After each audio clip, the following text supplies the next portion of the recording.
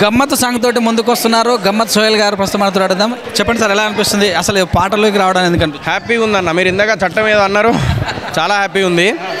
So మంచి cute happy ఉంది. So మంచి క్యూట్ సాంగ్, హ్యాపీ అనిపించింది. ఎందుకు అనిపించింది అంటారు? నేను అనేది క్వశ్చన్ ఏంటంటే అసలు మళ్ళీ పాటలోకి రావాలి, ఒక సినిమాలు తీశారు అట్లా. ఏమన్నా ఎంత పెద్ద సినిమాల పాట అయినా లాస్ట్కి మళ్ళీ యూట్యూబ్కే రావాలి కదా అన్న. ఎంత పెద్ద బాహుబలి లాంటి మూవీ నుంచి సాంగ్స్ వచ్చినా కూడా మనకి యూట్యూబ్లో ఫుల్ సాంగ్ రావాల్సిందే కదా.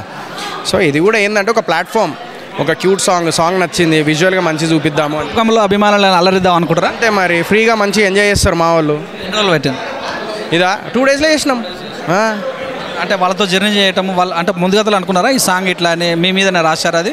ఇంకా నా మీద రాయాలి. అఫ్రోజ్ ఆల్రెడీ మా వాడి మీద రాసుకొని మస్తు షూట్ కూడా చేసేసుకున్నాడు. బట్ ఈసారి మళ్ళీ నేనేం చేసిన అంటే నేను చేస్తారా అని చెప్పేసి మళ్ళీ నేను చేయడం జరిగింది. అఫ్రోజ్ అండ్ సీను మంచి టాలెంటెడ్ వాళ్ళిద్దరు.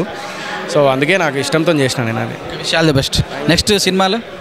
నెక్స్ట్ బూట్కట్ బాలరాజు రిలీజ్కి ఉంది, అండ్ దాని తర్వాత ఇంకొకటి సైన్ చేయబోతున్నాను అన్న.